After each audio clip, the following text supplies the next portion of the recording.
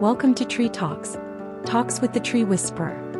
Your host, Kevin Lee from KRL Tree Service, brings a lifetime of tree work experience and a solid foundation in botany to every episode.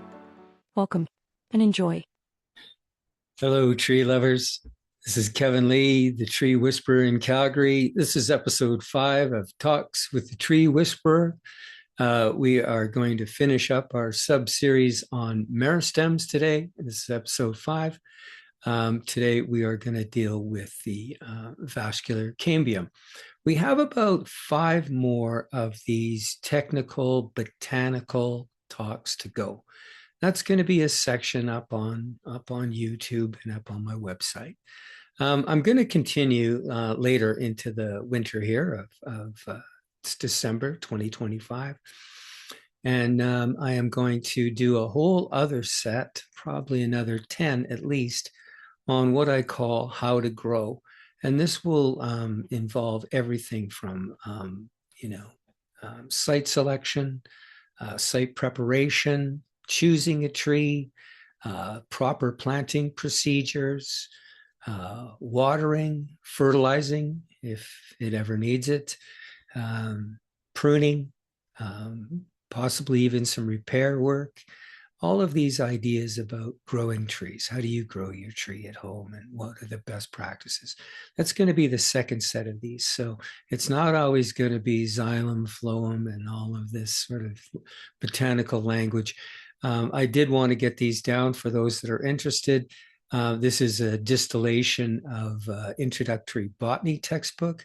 I've studied a number of these for the last few years, and it's had a powerful impact upon me as an arborist. Understanding and having some feeling for and being able to move your mind inside the trunk of the tree and just sense instantaneously how busy it is in there, how many processes are going on at the same time, what an incredible sieve movement through uncounted cells, sugars and water, up and down, back and forth. It is a very alive and dynamic place every second. A little quieter in the winter and incredibly busy in early summer. So anyways, that's just a little touchdown on where we're going, where we're at. And as I said, today's discussion is on the vascular cambium. This is our last meristematic discussion. The vascular cambium is a lateral meristem. It's not like the SAM and the RAM. We discussed those in detail in our last couple of episodes. But the vascular cambium is a lateral meristem. And what it does is it does all of the secondary growth. So after the root extensions are done for the year, after the shoot extensions are done for the year, in the following year, they are now in their second year.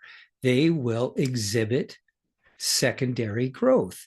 Underneath their thin outer bark, their epidermis, is a whole wraparound blanket layer that totally encapsulates the entire inner section of the tree.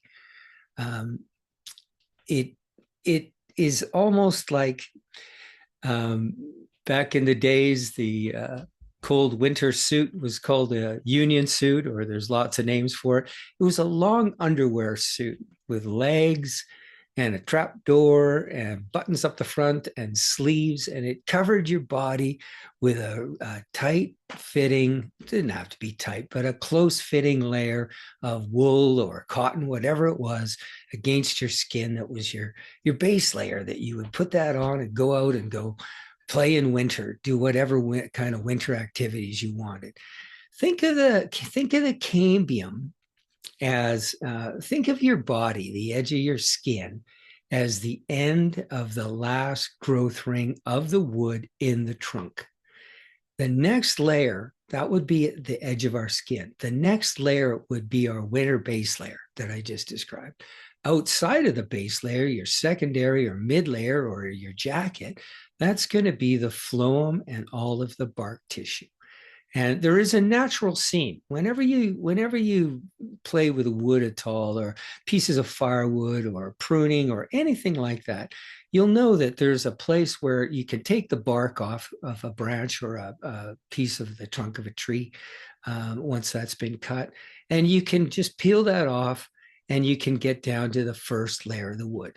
So it's a natural seam. The wood stops, the bark starts, and it's right there at that place where the vascular cambium covers the entire inner body of the tree, wraps around all the little branches, the older, bigger branches, the sub-trunks, the main trunk. It's underneath the bark of the main roots and the smaller and smaller, all the way down to, last year's growth. So that's just a description of where it is. There is one vascular cambium. We have thousands of SAM sites.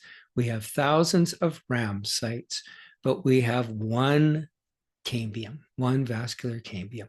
So when the new shoots and new roots are formed at the end of their first year, I have described how their vascular bundles split up and form the vascular cambium with the phloem tissue to the outside, the xylem tissue to the inside.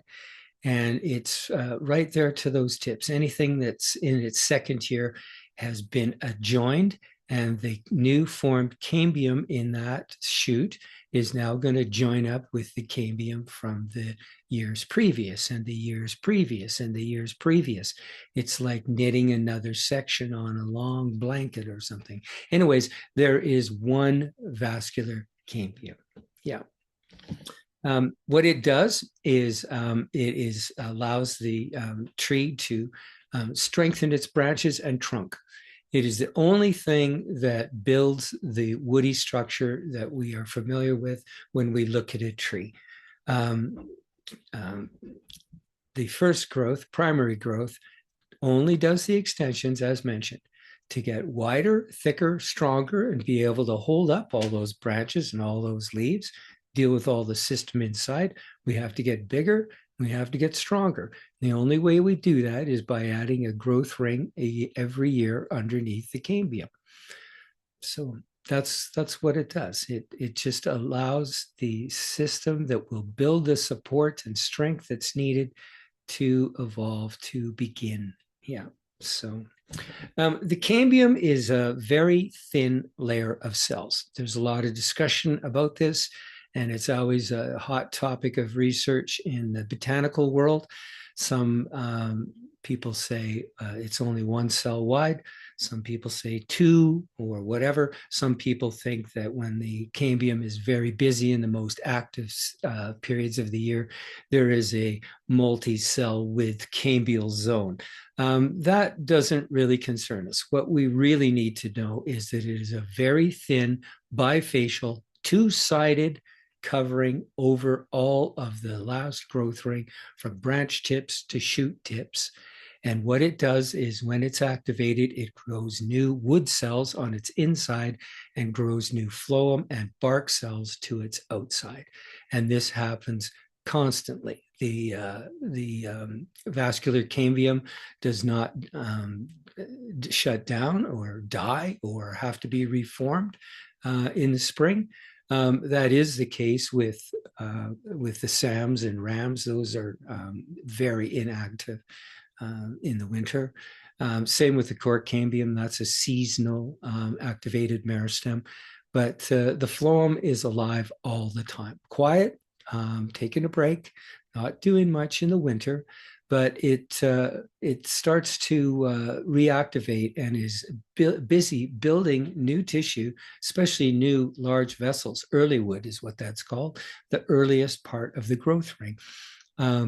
That happens very early in the spring, even before we see bud break, because we have to have the structure in place to get the water and nutrients up.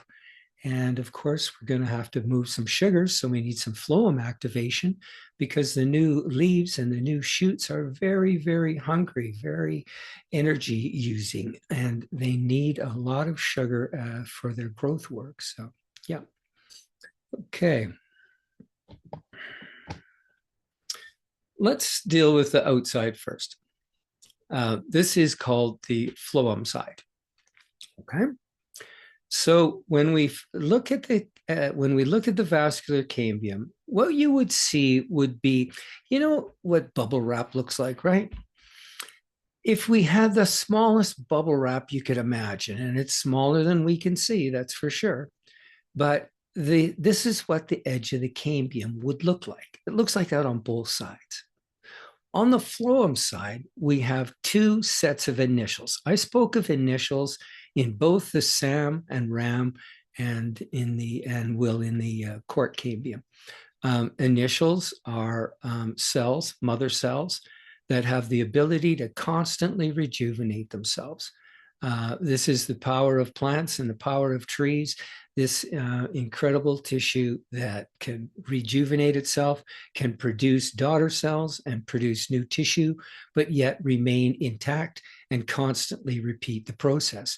The entire body of a huge tree is made of trillions of single cells that all came from meristematic activity, from mitosis, the splitting of mother cells into two daughter cells. It's just to me, it's just a fascinating group of tissues. So on the phloem side, we have two sets of initials. Vascular cambial initials come in two forms. Because we have two forms of tissue that are generated, we need two forms of initials. The first form are called the fusiform initials. Fusiform initials are long and thin, spindle-shaped, and what they do is they generate all of the tissues that are going to be the long tubes of the phloem, the fibers, the companion cells. These are long spindle-shaped cells that will act as tubes for moving sugary fluids around the tree. They all are in the long axis of the tree from top to bottom. They are vertical, and they do a lot of work in moving those sugars. The other side, side is not right. The other type of initial is called the ray initials. Rays are more cubical. They are amazing cells. They've never gotten the attention they deserve. Rays are the horizontal structure or the spokes. Look at the end of a piece of a cut log again, or a branch that you've pruned, and you will see spokes radiating out from the pith all the way to the outside edge of the bark. Those are rays. There are many, many more than you can see, and nearly half of the initials on the phloem side of the vascular cambium, half is fusiform initials growing the vertically aligned cells, and about half is rays that grow the cubical. And these are groups and rows of cells that will extend all the way. They do extend all the way back because we have the same thing happening all the way back to the pith. We do have the same thing happening on the xylem side, on the inside, on the wood growing side. So it turns out that living rays grow all the way from the pith to the very edge of the bark. Lots of them on the inside of the heartwood are not active, but this is called ray parenchyma. And there's been cases where there was active and live ray parenchyma found inside a living birch tree that had been inside 100 growth rings deep. So parenchyma can be very long-lived. And what did they do in there? They help move fluids. They help move sugar. They help move water. They stored complex sugar molecules called starch, which is energy rich and can be broken down as the winter continues and we need more and more energy. So back out to the phloem side of the vascular cambium. We have the fusiform initials growing the actually aligned vertical cells, and we have the rays cubical, and they are in long rows horizontally, okay?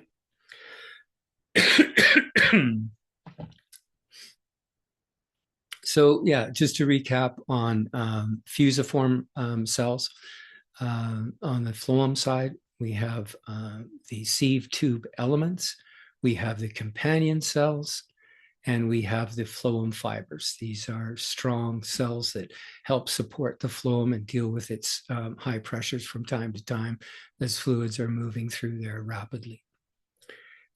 We also have the ray parenchyma, as I mentioned, and they do a tremendous amount of work. They wrap up, and all of these cells are touching each other. One fascinating thing to think about is the vascular cambium builds the whole tree. It takes a lot of energy to do that. It's right outside the last growth ring, and then we have the cambium. It's growing that new growth ring to the inside. Just on the outside of that is the phloem. This is where the money flows in the tree. Money, of course, being sugar in a plant, in a tree's world. And so we have rays that go right through from woody tissues on the outside, through the phloem, through the vascular cambium, and into the xylem. So rays transfer and help transport a lot of water from the xylem side, which is the major transporter of water and nutrients in the tree. We have a lot of flow from there via and through the rays back over to the phloem. The phloem needs lots of water, and it uses that osmotically to redistribute and move its sugary solutions. In the reverse of that, these rays are still intact, running right through the phloem, right through the vascular cambium, and into the xylem. When the vascular cambium is busy, it needs a tremendous amount of sugar, and those sugars are transferred via rays from the phloem and into the vascular cambium. So there's this amazing network. I hope you're starting to see this incredible 3D, endlessly small, but super busy and sometimes very high pressure giant sieve that the inner life of a tree really is. I have tried to explain this before, and it will take you a long time, and you will change your vision in your mind of what that is. Mine is still very much evolving and growing. But when I realize the complexity and busyness of all of that, it is amazing. So let's move over to the xylem side. So this is the side, of course, that I'm constantly repeating, that is growing the new growth ring. So we have we have a couple of different types of cells again on this side. We have the same pattern, bubble wrap surface of the inner surface of the xylem side of the vascular cambium. An array of fusiform, vertically producing initials, and ray initials, cubicle cells that run in rows horizontally. So on the xylem side, we have vessels. We have sometimes we have fibers. We have axial parenchyma, which is used for water movement and storage. Those are most of the cells that are generated by the fusiform initials on the xylem side. We also, of course, have the ray initials, and they supply the ray growth to the inside. So now you can see this vertical and axial and horizontal, alignment of the two types of cells. We have two dimensions. As we keep laying down layers and layers and layers, we have vertically aligned cells from the fusiform initials. We have horizontal cells from the ray initials. And as we keep adding more rows, those two dimensions become three. And this gives us the volume of the xylem, the trunk on the inside, and the volume of the phloem to the outside. The growth is not equal. This is obvious when you've peeled that piece of bark off of a branch or a piece of firewood or a log or whatever it is that you have or have looked at. It's about 90% growth on the xylem side and about 10% on the phloem side. So it's a lot busier on the inside, and this is where the great mass of the trunk comes from, is from that differentiation. So the vascular cambium is a lot more active and a lot busier on the xylem side. Yeah. Conifers do things a little bit differently. The systems are very, very similar, but because of subtle differences in the cell types and how they perform, the vessel elements in conifers are called tracheids. These are very long, again, spindle and long tapered cells that have, of course, all of the vessel elements, whether they're actually vessels themselves or the tracheids I'm just describing. They are tubes with reinforcements to make them strong, to deal with incredibly high water pressures from time to time. And they have holes in, especially in their ends. And this is where a lot of fluids move, a lot of water and nutrients pass through those tiny holes. The other difference is on the phloem side. We have sieve cells as opposed to sieve tube elements. And we have, rather than a companion cell on the phloem side in conifers, we have what's called Stratsburger cells. And those are the phloem stays alive. It's such a dynamic and important tissue. Its cells, when they're mature and active, have a lot of their cell contents removed, but not so much that they can't function and still be alive. But the phloem operation is so complex and important that every single sieve tube element or sieve cell in the conifers has a companion cell right beside it that helps support it, but mostly supply pressure and helps to move the sugars. So, yeah. All righty, we're moving along pretty good here. Just a few more details. The vascular cambium initiation in the spring, as I mentioned, starts before you see any other sign. It is the first thing that happens. How can I open my buds and have them growing and expanding and just becoming without the water and nutrients and the sugars that they need? So the initial growth that we see before anything else, and you won't see it, but silently, quietly under the bark, we have the first early wood cells, the largest vessels. These are the ones that are in rows and rows through the annual growth and the growth rings. It's these big early wood vessels are used to mark the differentiations in the growth rings. Things quiet down a little bit later in the summer and of course into the fall. We still are, the vascular cambium is still active, still growing lots of vessel tissue, but they are smaller. The need and necessity for early supply of water and sugars on the xylem and phloem side gives us these really large initial vessel growth. Yeah.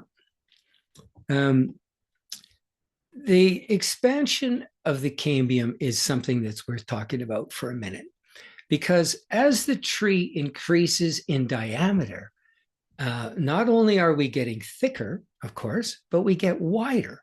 So the cambium has to increase its size from time to time. And this happens incrementally a little bit throughout the growing season. So there's two types of divisions in the initials. So we have growth that is called periclinial. And this is just like my two hands at this moment, okay? So this is the inside and this is the outside. Periclinial always adds a cell, and a cell divides straight off this way. This would be a stack of bricks or a row of cells, and they just go out in straight lines.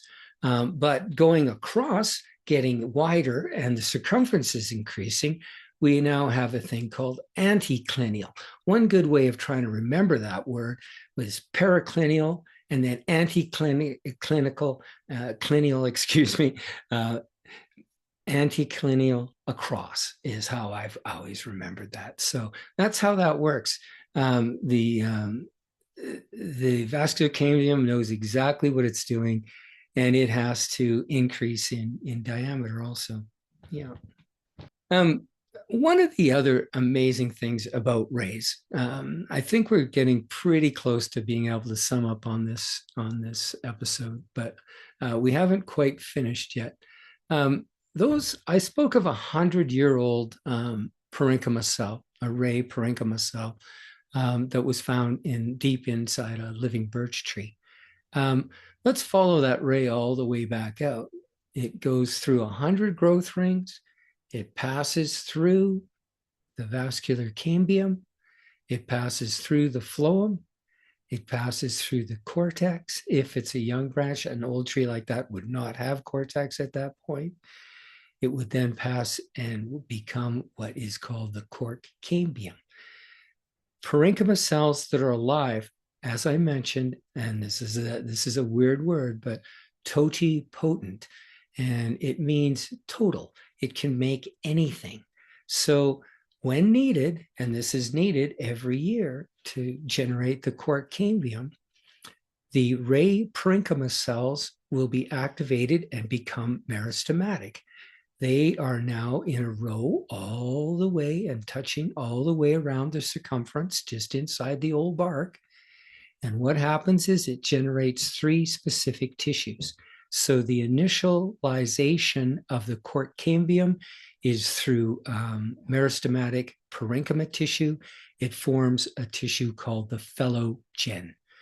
Phello is cork, and gen, well, let's just use that for generating. So again, we have this layer of mother cells. To the inside, back towards the trunk, there's a thin layer of parenchyma, just called the phelloderm. And to the outside of that is the phellum. And these, depending on each tree's individual barking pattern, grows in successive years. A 500-year-old redwood or a 500-year-old Douglas fir or whatever you have has 500 years of bark growth on the outside. This tissue is dead. It's incredibly powerful as a fireproof material. It is a good insulator. It is incredibly powerful for keeping fungus and insects out. It is just amazing. And if you ever are with an older tree and you can break off a piece of that old cork from the outside, you won't hurt the tree by doing that. You turn it sideways and you will look and see those axially aligned, all of these rows, a little wee bit each year. So that is what another function of rays is, supplying the meristematic tissue that will form the cork cambium, the phellogen, and growing the successive layers of the phellum. Another word for that is periderm. And on old, especially on conifers, we see this very thick, hard plates of old cork. So, yeah. That is about all I wanted to say today about the vascular cambium, the cork cambium, the 2 sides, how important and active and different that is. And the vascular cambium, I hope I haven't driven this into the ground, but all I have to do is just start reading about it again, and just I'm always in awe of this. This is one of the most amazing tissues I know of. So I wanted to thank you very much for listening in today. As I said, we have about 5 more episodes of this sort of technical botanical talk, and then I will get into a more user-friendly discussion of the care and maintenance and living with your own trees and what you should do with your own trees. The next botanical essays are going to be, first of all, water movement. This is the ascent of sap. Then we will deal with the actions of the phloem. This is the movement and distribution of sugars. From there, I will touch specifically on the 3 organs. We will do a separate little talk on leaves, stem, and roots. From that point, we'll get into the more user-friendly sections about how to grow and how to live with your tree. Thank you very much for listening. Good day.